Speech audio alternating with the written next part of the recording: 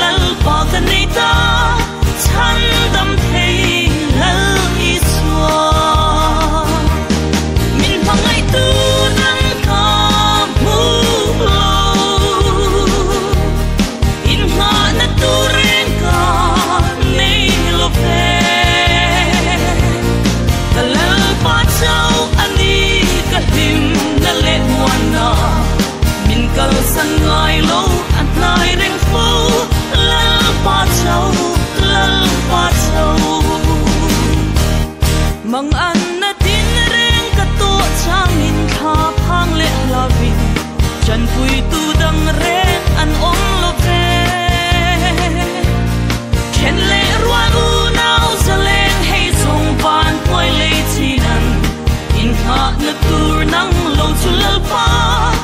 an om lo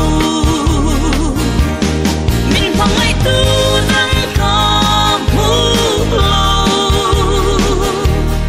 in nga na tu reng ka nei lo pe kalal pa chau ani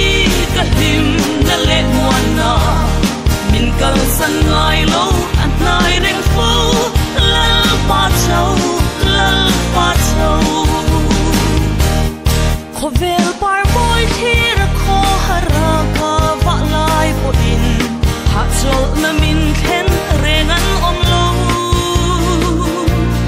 satua